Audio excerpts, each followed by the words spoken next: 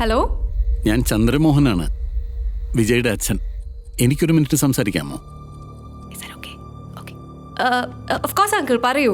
എനിക്ക് സംസാരിക്കാനുള്ളത് പിങ്കിയോടാണ്. മോള് കേൾക്കുന്നുണ്ടോ?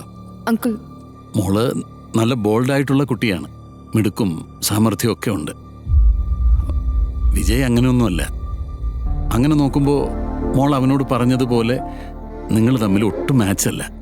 പക്ഷേ മോൾ ഒരു കാര്യം ശ്രദ്ധിച്ചിട്ടുണ്ടോ? നമ്മൾ പുറമേ നിന്ന് നോക്കുമ്പോൾ മാച്ചല്ല എന്ന് തോന്നുന്നവരാണ് ജീവിതത്തിൽ ഏറ്റവും വിജയം കൈവരിച്ചിട്ടുള്ളത്.